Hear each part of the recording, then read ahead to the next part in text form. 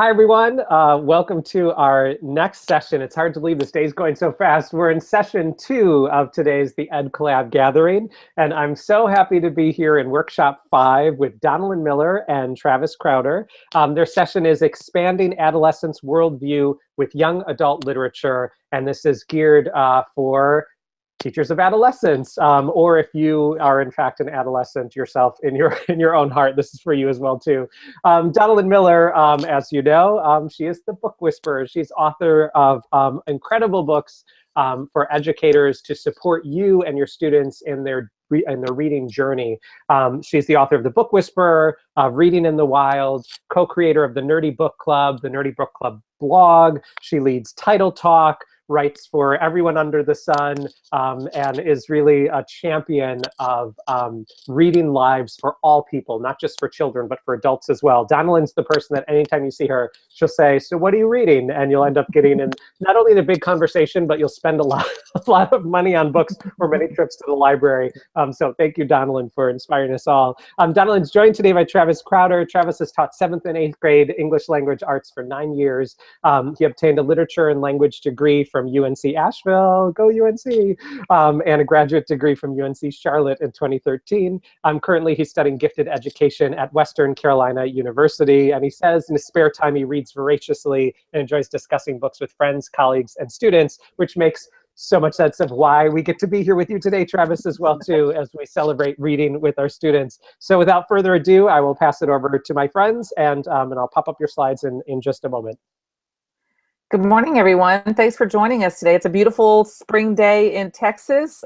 After our gathering, I will be out in the yard doing yard work, which is also a lot of weeding and a lot of pruning of things. And so I hope you get a chance to enjoy a little sunshine today.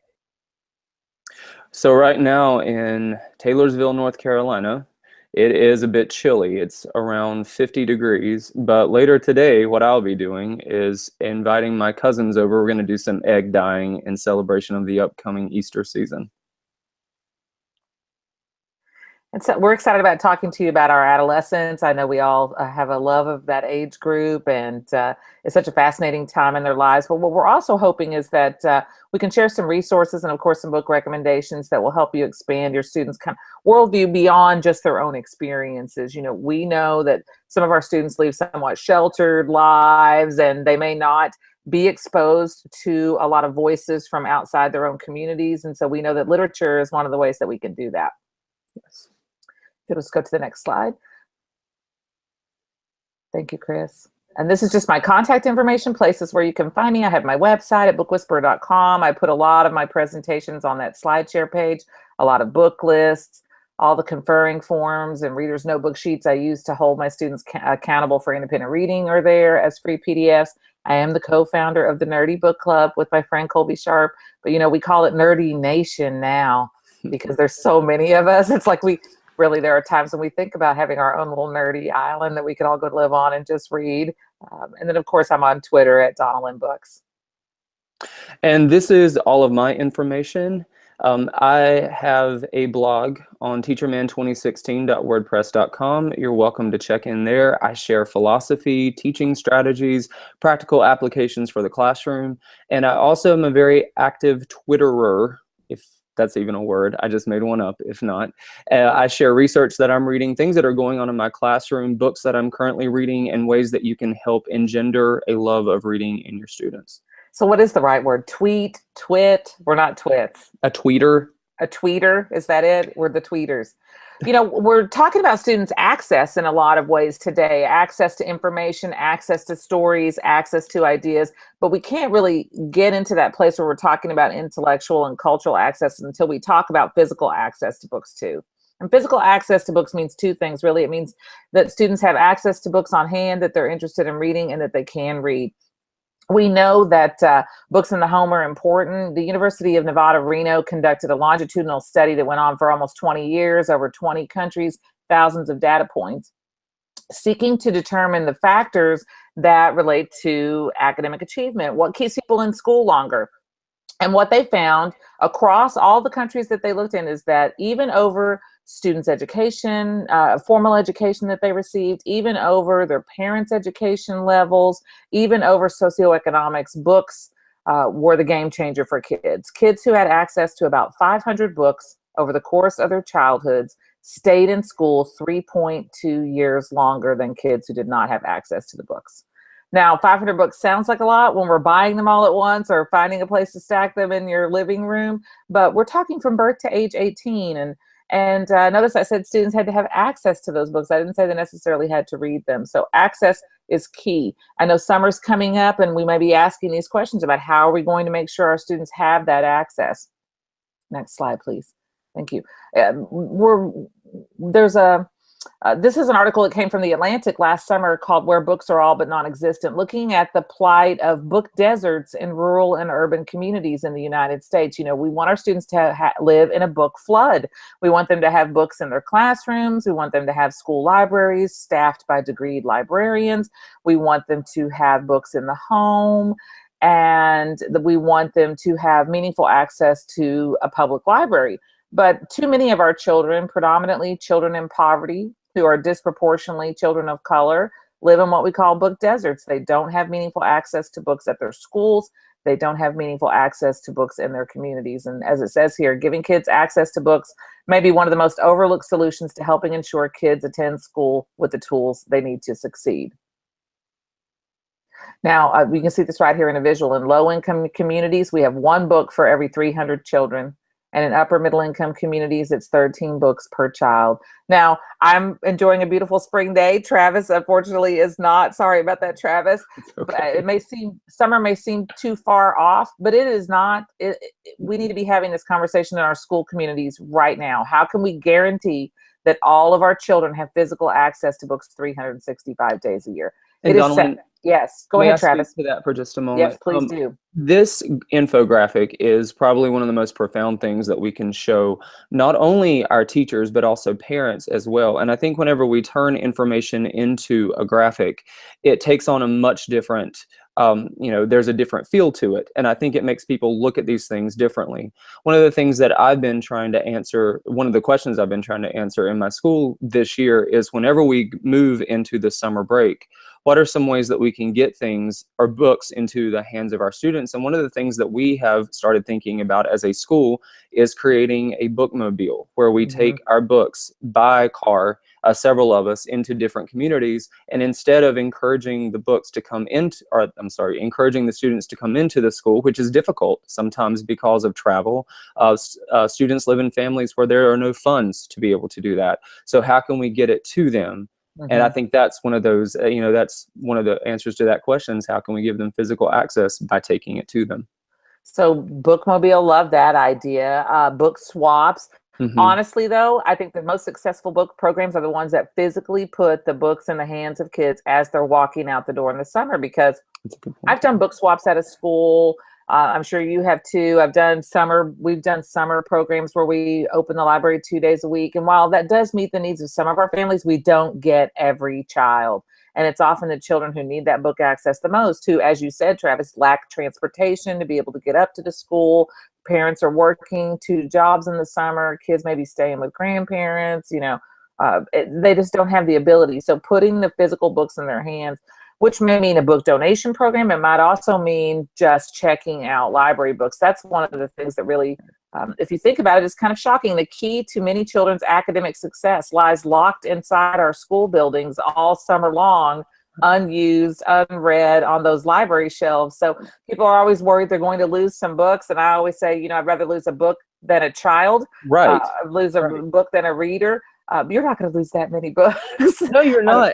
If all they're doing is sitting there over the summer, they need to be used. They were bought to be read, not to sit on a shelf all summer. We'll pay thousands of dollars during the school year to give those children interventions because they did not read over the summer, but we're worried about losing, 5 library books that might cost $100 to replace. I mean, if we really look, we're not math teachers, but we can do math and we can do this math, right? So, I don't think it's too early for us to have this conversation about how can we guarantee all of our kids have access. That's right. Now, of course, once we have the physical access, access extends into this idea of intellectual and cultural access. So how are we giving kids the maximum access to different cultures, to different perspectives, to different points of view, and also to different ideas? We know that our Common Core state standards stress this. Students come to understand other perspectives and cultures. We want, through reading, through listening, our children to be able to expand their worldview, to look at different time periods, different cultures. They need to be able to evaluate other points of view critically. So it's key to not just our hope for them as citizens of the world, but also academically. The Johns Hopkins Education Department conducted, or their School of Education conducted, a fascinating study called the Worldview Literacy Project, where they really went into middle school and high school classrooms and tried to do this, to try to talk to kids about bias, about agenda, about perspective, about what it means to be in a community. And what they found was that no matter where children live or what type of school they attend, they are going to interact daily with people with different perspectives whose, I love this word, positionality, stances, their personal experiences inform their worldview. Positionality, some of us might go back to Louise Rosenblatt, where she talks about our linguistic experiential reserve. We are an accumulation of everything we've heard, everything we've read, everything we've seen, every conversation that we've had. It shapes our personal identities. It certainly shapes our reading identities. I thought we could, I know there are people participating on Twitter, so I did highlight one question and read for you. If you'd like to answer that question online, I'd love to go back and interact with you about that. But here are just some sample questions that we could use to frame a conversation with our students about this idea of exploring other cultures, exploring other perspectives. Even just going back, especially with adolescents, they are questioning so many things anyway because of their age. They're trying to find their tribe. They're trying to find the people that they can connect to, their communities. Travis, what do you think about this one with your own students? How are you launching those kinds of conversations with them? A lot of the conversations that I have with them where we talk about, let them, I really do a lot of let them dig into themselves, let them reach within themselves to try to find who they are. A lot of that comes out in reading conferences that I have. I ask my students a lot of the time whenever I'm speaking with them, where do you see yourself at in this book? Both physically and also psychologically. Do you feel that you are a part of, where do you stand? Are you watching the action, or are you a character in the book watching everything else go on? And I think, once they begin to develop a sense of who they are and how they relate to those things, they can then begin to see how they relate to a larger community. But seeing how they've taken like the question, how can our beliefs limit us? And then how can they enliven us? I think looking at it on either side, saying, all right, how is it that the beliefs that we have, the things that we hold sacred, how are those things, how do they build us up? But how can they keep us from thinking about another culture or thinking about a different person, and also viewing them as part of our community, not trying to shut them out? Well, I think this is also this, I agree with you, of course, about that. And I think adolescents are primed to have those conversations. What they need is someone to moderate it for them in an inclusive way, because we don't certainly want to attack anyone's belief systems. What we are asking kids to really do is push themselves to question their own beliefs, to also consider the beliefs of other people. This question, what does it mean to participate in a community? It's that communal piece. We talk sometimes about what our community is giving us, the services, the opportunities that it gives us, but we also have a responsibility to give something to the community. So when we use that word participate, how am I an active participant in my community? How am I not only getting things from the people around me and my services, my relationships, but I'm also expected to, and that involves active engagement on my part, active physical engagement, but also active intellectual engagement, empathy. Right. And, at the core of community is togetherness. And how can we, take what we have, what we bring to the table, and what can we do to make, the community a community, but then what can we then accept? I think it's, like you said, a give and take. Chris was like, boy, they're talking about that slide for a long time. Hi, Chris. The word diversity is certainly a word that many of us are familiar with, and we're seeing it a lot in conversations about children and young adult literature. It's long overdue for that. I did read something a little alarming this week, Travis, where they talked about the diversity trend in young adult literature. I'm like, trends go away. The diverse trends are like paranormal literature, or all of our middle schoolers were reading dystopian science fiction for years, and so diversity being a trend, it should be. That's like saying being a human being is a trend. So this idea of diversity, of course, when we talk about books, we talk about diversity in a variety of ways. We could talk about diversity of genres. We could talk about diversity of formats, but we're also looking at cultural and looking at all the aspects of diversity of our global family. If you're not familiar with We Need Diverse Books, and I imagine many of you who are participating today are familiar with We Need Diverse Books, but that's your homework if you're not familiar with it. WeNeedDiverseBooks.org is a nonprofit organization that was started almost 3 years ago by some young adult authors and illustrators to address what they see as inequities in children's publishing. In 1965, there was an article published in a mainstream newspaper titled The White World of Children's Books. In 1965, 96% of the books published for young people had white male protagonists in them, and we sadly have not advanced very far in the past 50 years. And so We Need Diverse Books is attempting to address that. Can you back up just a slide, please? On the website for We Need Diverse Books, they have book lists, they have resources. I think a lot of teachers would use more diverse titles if they knew what was available. And so We Need Diverse Books has not only the big publishers like Scholastic has participated in We Need Diverse Books from the beginning. They have their We Have Diverse Books flyers and things that go out, but also some smaller presses like Lee and Low, Cinco Puntos in El Paso, which only publishes diverse titles. They also publish a lot of those titles in paperback, which is for the first time, which I think is nice. It's more affordable for families, more affordable for teachers. They also have a video campaign or a photo campaign. Here's author Grace Lynn talking about the need for diverse books. I love what she says here. We need diverse books so that someday all good multicultural stories can just be called good stories. If you're on social media, they use the WNDB hashtag on Instagram, on Twitter. They also have a Facebook page.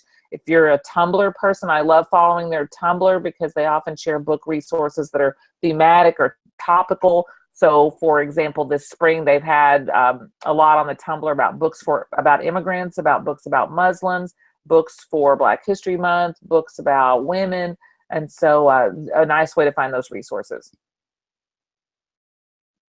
I share that statistic with you, 1965, 96% of the books published for children not featuring white male protagonists. You can see here that original statistic failed to take into account the percentage of books that we know are published for children every year that do not have human characters or humanoid characters in them.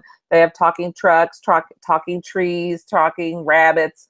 But you can see here the breakdown. Still 73.3% white, 7.6% African American, 3.3% Asian Pacific or Asian Pacific Islander or Americans, 2.4% Latinx. If you're not familiar with the term Latinx, it's a way to shortcut in print. It's a more inclusive term than Latino, Latina. It's not a real word. It's a made-up word, but if you've seen it in a newspaper article or in a webinar, then now you know what it means.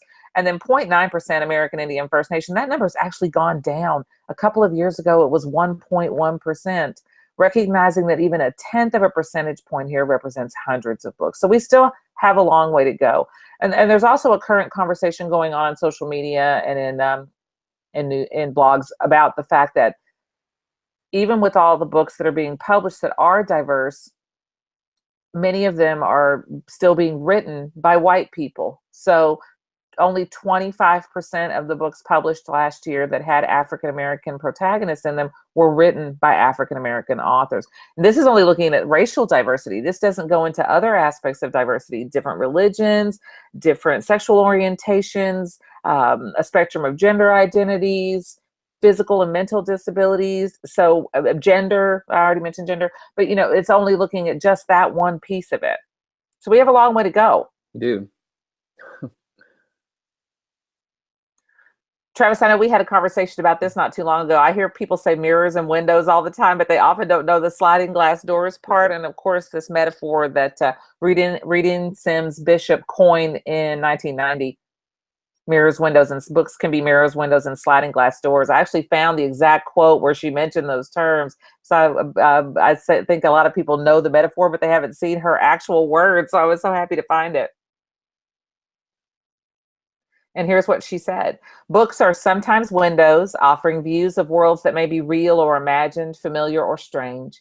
These windows are also sliding glass doors, and readers have only to walk through in imagination to become part of whatever world has been created or recreated by the author. When lighting conditions are just right, however, a window can also be a mirror. We have at my school, my dear friend, Christy Jules-Rude. We have worked together for quite a few years, and she started at the beginning of this year having her students, whenever they felt that a book was a window for them, it was a door, or it was a mirror, she would ask them to write up something to kind of explain what it was about that book, what qualities made it so powerful for you. Where did you see yourself in this? Where did it reflect you? Could you get out and walk around in the world a bit? And I took that from her and started using that with students. And what I started asking my students was, I want you to walk over to my bookshelf and I want you to tell me where you see yourself. And that was an enlightening conversation. Because what if they can't? Right. And they were honest with me about that. Right. Yeah, because, that seems powerful.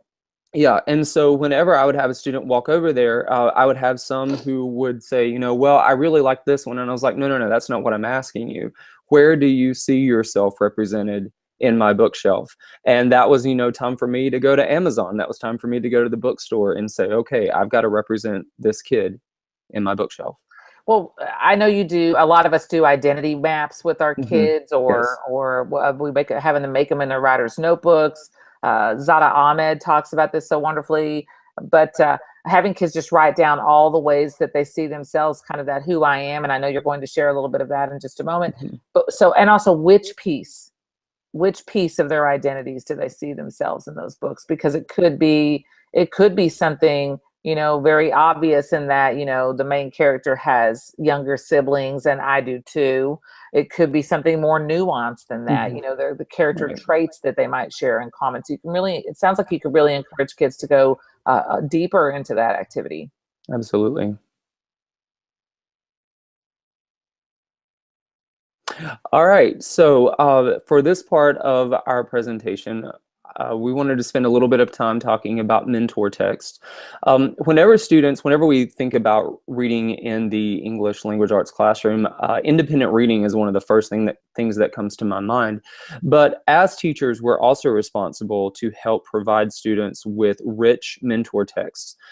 We can help to build some of their identity, or help them see some of their identity through the mentor text that we give them. So if you'll go to the next slide, please.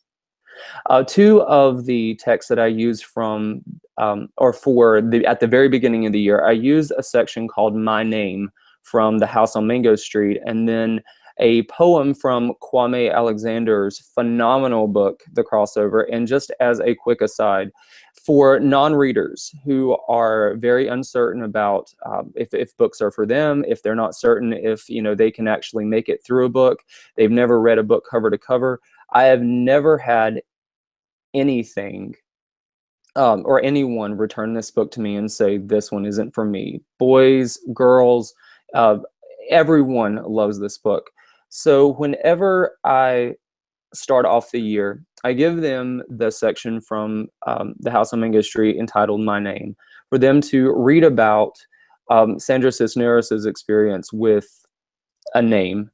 But then also in The Crossover, we look at first, which is where the main character, Josh, begins talking about his experience with his name and how at first he didn't like it, but he grew to love it. And Sandra Cisneros' take is a little bit different, wanting to grow a different understanding of her name from what had been grown by people before her, women before her. And just kind of let students begin to see, how do different people view their names? Are they in ways self-fulfilling prophecies, or are they things that, you can make the name your own?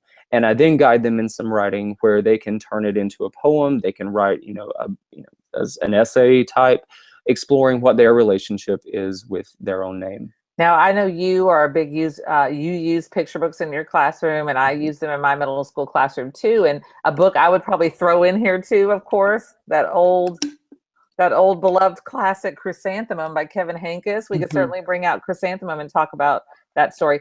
With a name like Donalyn, I've never had any struggles with my name at all.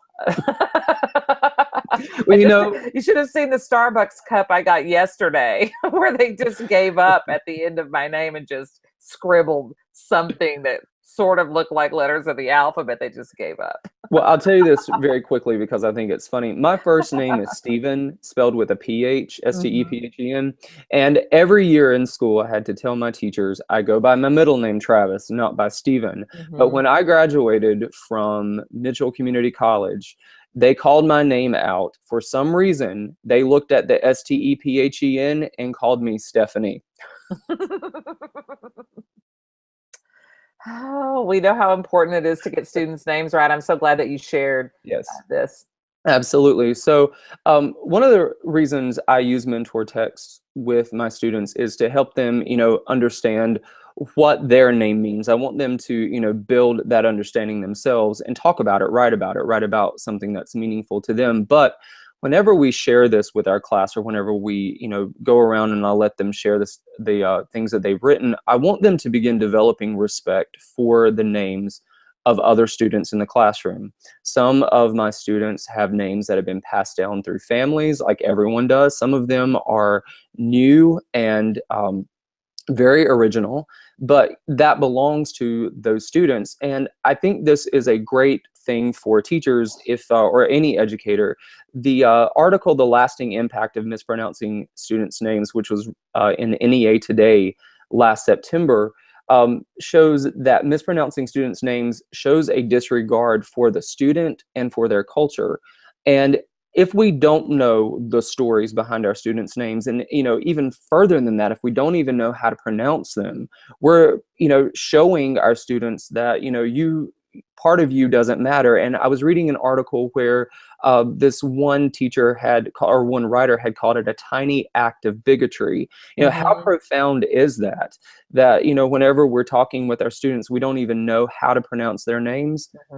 That, to me, that's just showing them you don't matter, even though we may not say it. Have you had students, and I know I have, middle schoolers who've just given up on any teacher ever pronouncing their name correctly, so they give themselves anglicized nicknames? Yes, right. My name is Joe or something, and you're looking at their name on the roll and going, no, baby, that's not your name. And basically the kids would rather just be called Joe than listen to their name be butchered. And I've told them, no, that is your name, and you know my name, and I should learn how to pronounce theirs. But I think kids who've had that happen to them all through school have just kind of adopted nicknames. Has that happened to you before? Absolutely. I have a student this year who just prefers to be called by what I would say the American pronunciation of his name, as opposed to the Mexican pronunciation of his name, because it's been butchered to death. And I hear teachers often say, and I'm not here to say insult anyone, but when I hear teachers say, well, I just can't learn that name, I want to say, well, the students learned your name. You should take the time to learn that student's name. You're right. That little tiny act is important. The next thing that I go into a little bit after we talk about names and we get some final drafts done, I look at where I'm from poetry.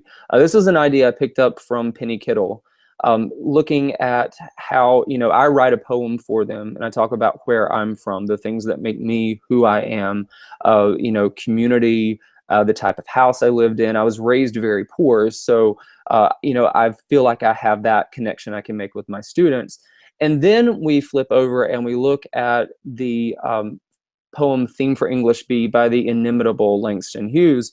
And we talk about how culturally where he is from changes the entire idea, the entire tone of his poem. And then I let them experiment with writing their own Where I'm From poem. But then we look at Theme for English B and look at it as autobiographical writing and play around with some of the language that he has. And talking about identity webs, I have my students do one of those each year, and we kind of tie elements. I'll tell them, look back at your identity web. What have you put in there? What could you pull from that to add into this poem? And it's a great conversation, putting chart paper up around your room, having students go around and like write a snippet of their poem, or something that they think about, where they're from, and letting everyone see that our classroom, like your or like the quote, the positionality that we have, let them see that that is different regardless of the community that they're in. I've taught social studies for many years. Also in 6th grade, social studies in Texas is world cultures. And so we're teaching the elements of culture at the beginning of the year in the broad possible sense. So family, faith, things like art and architecture, games, sports, and language. And so having kids brainstorm their personal cultures and use those in their Where I'm From poems, I think dovetails nicely with the conversations that we're having about, yes, this is my culture, but everyone has a culture and we can respect each other's cultures. There's things that we have in common here in our poems or in our identity webs. We also have things that make us different. And that's one of the wonderful things about being a human being, is that every one of us can have these connections and also these things that are unique to us. Right. One of the final things that I'll mention about mentor texts, if anyone would like extra ideas or anything, I'd be more than happy to give those. But how do I want to frame this? Writing from pictures is very powerful. I have worked with both 7th and 8th grade students. I've worked with high school students before, and I've never met a child, young adult, who did not have something that he or she could say about a picture, something about photography. And this won the Pulitzer for coverage of the refugee crisis. This picture was taken on November 16th of 2015. And the chilling thing behind this is that after the boat owner went back, he was arrested. And I tell students that after we've had a conversation about this, but I feel that this gives them a perspective. It makes them think differently. Whenever we hear the word refugee, in some places that has taken on a bad name, that has taken on, a negative connotation. But these refugees, in some ways, I think that mitigates who they are. These aren't just a group of people who are just trying to get somewhere. These are human beings, and they each have value. And how does this picture show that? We talk a lot about the pull factors in immigration, what brings someone to another country. We talk about the American dream and democracy and citizenship, but there's also those push factors in immigration too. What forces someone to leave a country that is their homeland? It's not always because they have a job overseas. It's often because they're fleeing for their lives. They live in these war-torn countries where they are worried that they and their children will not survive if they don't flee. They would probably prefer to stay safely in their home countries with their families. And so that's a conversation to have with kids too. It's not just about that shiny beacon on the hill that they're moving towards. It's also something very frightening and terrifying that they are fleeing from. Right. We've talked a little bit about those diverse stories and books that are published here in America and the statistics about that. But another way that we can expand students' worldview is through translations. I think about there are many great books being published around the world for young people, but they're underrepresented in the books our children here in America see. And so I wanted to share a few resources so teachers could kind of build up their knowledge. Leonard Marcus, who's a legend in the children's literature world, he's a scholar of the history of children's literature. He says, when he's talking about translations, he says, the goal should be to make books from elsewhere seem less about foreignness and more about the adventure of seeking experiences beyond the bounds of the part of the world that we already know. So not just reading about France, but reading a book that was written in France, for French young people, and then reading a translation of that book. And so that can also expand students' worldview into voices. It's not just someone researching that voice, but that actual voice sharing their own story. So if you're not familiar with the United States Board on Books for Young People, it's the division of the International Board on Books for Young People, which specifically shares U.S. translations of books published in other countries. They give out awards every year. They have some fantastic lists and resources. So if you're just looking for more translations, I've used this site a lot because they are looking at it through the lens of what makes an exemplary text. Just because a book has been published in English doesn't necessarily mean it's a great translation of that story. So there's some scholarship behind these lists, which I appreciate because I don't feel like I have the knowledge to evaluate some of these texts on my own. And so I trust USBBY to do it. Also, every year in the body of the awards that the American Library Association gives out for exemplary children's and young adult literature every year, there's also the Batchelder Award, which is given out every year for the best translations. And so that's also another nice list to see some high quality exemplary texts that have been translated from other languages, from books published in other countries. So Travis, we're down to the end of our talking points, which means it's time for us to share a few book recommendations until we run out of time. Travis, I think we have 20 books and we have, what, 8 minutes? Oh, Chris is laughing at us. So we have 1 sentence per book, or maybe 2. Yes, there are slides for those. Okay, there we go. Oh, how can you say this in one sentence? If we really only got to 1 book, could it be this one? Oh, Lord. Okay, well, what I will say about this one is if you care anything about the racial disparity that's going on in our nation or is worldwide, but more so in the United States, pick up this book and read it. The main character is enthralling, but also it's just a very incisive book worth reading. The Hate You Give is based on the Black Lives Matter movement. Angie Thomas, this is her debut book. It's #1 on the New York Times bestseller list. It's already being translated. They're talking about a movie. If you don't read much YA, this is one you absolutely have to read this year, not just for its significance in the publishing world as a publishing phenom, but because the story is powerful. I honestly believe, Travis, that every teenager and every adult needs to read this book. It's powerful about a young girl who witnesses a friend being shot by a police officer, and she's the only witness, and what happens after that. It's just powerful. The writing is outstanding. I really got connected to the characters. This is Exit Pursued by a Bear by E.K. Johnston. E.K. Johnston is a Canadian writer, and in this novel, the main character, Hermione, is off at cheer camp, and one night someone slips something into her beverage, and she wakes up the next morning realizing that she has been the subject of a date rape. So the rest of the book is her journey and some very critical decisions she has to make. I've given this to students to read. I have to be very selective about that because this is a book that could create a lot of controversy.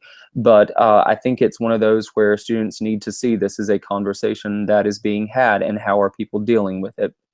E.K. Johnston is a fantasy author. She wrote The Story of Owen, which was a great fantasy read. And she said, because the way that this book plays out, this young woman is date raped, and everyone in her life acts exactly the way we wished they would. Her parents, the medical professionals that meet with her, her classmates, even her jerky boyfriend finally comes around, the police, everyone. And she said, of all the books I've written books with dragons in them, and this book is the most fantastical book I have ever written. Because that's not how it usually plays out, sadly, for young women and men who are assaulted. Yeah, that's right. And Donalyn, I did say that right. She is Canadian. Yes. Is that correct? Okay, all right. This is Because I'm Furniture by Talia Chaltis. In this book, Anka, the main character, this is a book written in verse. And my students, once again, they are finding that they have a love of poetry. Anka is a very quiet, treated like furniture, hence the title, Her father is very abusive, but she takes a liking to volleyball and is quite an adept athlete, which playing on the team, working with her coach, gives her the courage finally to stand up to her father. But the consequences are, let's just say, it'll take your breath away. Great book. This one is A Girl Named Mister by Nikki Grimes, another book written in poetry. Mary Rudine is the name of the main character, and her initials are MR, hence Mister. And she finds herself in a precarious situation with her boyfriend, but juxtaposed with the story, the narrative of Mary Rudine is a story of Mary, the mother of Jesus. And Nikki Grimes parallels those stories beautifully, weaving together a narrative that helps you see one side of the story of a pregnancy in one character, but also while showing you some of the struggles of Mary, mother of Jesus's pregnancy. This is La Linea by Anne Jaramillo, purchased at the request of one of my Hispanic students. This is a story that takes place in a small Mexican town and is a story of immigration. They get on a train headed for the United States, and the train is loosely translated people killer, if I'm not mistaken, and it's one action sequence right after another, but it opened up a lot of questions and conversations about immigration in my classroom. This has been one of my favorites this year. Trevor Noah's Born a Crime. Trevor Noah and I are the same age, but one thing that I will say is growing up, I never heard a word about apartheid, which is a lot where he tells his stories from South Africa as he was growing up and the things that he went through with his mother, both of them very poor, and having to learn how to deal with a world where life was not always respected by everyone. He talks about being mixed race in Africa and what that means, because they had Black communities, they had the white communities, then they had mixed race people who were not supposed to exist, because that's where the title comes from. He was his mother's pregnancy and his birth actually illegal crimes. But I listened to the audio of this, and Trevor Noah narrates the audio, and it's fantastic. This is We Are the Ants by Sean Hutchinson. This is a book that actually picked up some popularity in my classroom. The main character, Henry, experiences being abducted by aliens and wakes up in very different places, but they give him an ultimatum telling him that in 144 days the world will end unless he presses this very cliche red button. So there's some struggles going in through this with his mother, his grandmother, who is dealing with Alzheimer's, but also he is dealing with the death of his boyfriend, who committed suicide the year before. Well, we're almost out of time, so we just have time for one more book. Can we go to one of yours, Donalyn? No. I've read all of these too. So all right, can we just click through for a couple? And yeah, want to see. Let's keep going. Okay. Wait, let's stop right here. Okay, if we're only going to end with one book, I want to share this one. It's Flying Lessons and Other Stories. It's a collection of short stories that's been edited by Ellen O, who's the co-founder of We Need Diverse Books. It features multiple voices. So, and Saman Chanani, Tim Federle, Grace Lynn, Walter D. Myers has a short story in it. Jackie Woodson, different voices. All of the stories have different perspectives. Some of them are humorous. Some of them are more dramatic in tone. I think as a teacher, I would probably pick one story to share out loud with kids and then open up the book for independent reading. But what I love is that so many voices are represented in just this one volume. It would make a fantastic middle school read aloud. Now, we're at the end of our time, and that just went by so blazingly fast, Travis. It did. We were worried. Thank everyone for participating. Yes, thank you so much. Thank you for joining us. Thank you both. I as always, you're leading us to purchase more books if we don't already have them. But also, I mean, I loved. I think I chatted to you earlier. So much of what you're saying is so incredibly powerful. I love the point, and it's something I have not thought about before, of using translations as well. I need to add that into my reading life and the life that I share with students as well too. Just really powerful, and also, as you said, how chilling and problematic it is that not only is there such a small percentage of books that aren't written about either white characters or animals, but also the phenomenon of publishers creating possibly more diverse characters, but not written by folks that actually live the life of those characters. So the fact that The Hate You Give is a national bestseller, it's amazing that's a phenomenon, and let's hope that it stops being a phenomenon, and it just is the way that publishing is. Exactly. So thank you both for your book recommendations, for your inspiration. It's a pleasure to have you both here today. Thank you. Thank you so much. Thank you, Chris. Yes. Thank you, Travis. Thank you, Donalyn. And for those of you that are continuing with us into the next session, wow, it's hard to believe that we've really zipped through this day so quickly. We are now, oops, where do we go here? There we go. We are now moving into session 3 that starts at the top of the hour. We have 3 options to choose from. I will be joined by our EdCollab social media advocates. 3 of them are here with us today. One can't join us, but helped to be a big part of this project. In this workshop, we will share we're very excited about a project we're calling the Global Kind Project that will begin in May of this year. And we'll talk all about the ways that you can study along with the resources that we've put together and connect with classrooms around the world to study themes around kindness, empathy, action. So we're excited for that session. Also during this time, we have another special guest, Ruth Ayers, that is joining us. This will be a session for grades K through 12. Ruth is doing a session on moves to make for enticing hard-to-reach writers. This also, just so you know, is some brand new work that Ruth will be coming out with shortly. Yay, she has another book coming. So that'll be a totally amazing session from an incredible writer, educator, reader. You will love it. Then we also are joined by guest Tanji Reed-Marshall, who is leading a session for secondary teachers and called An Invitation to Examine, Critique, and Engage Critical Media Literacies in the Age of Common Core Standards. And so we look forward to having you join us for one of these sessions in session 3.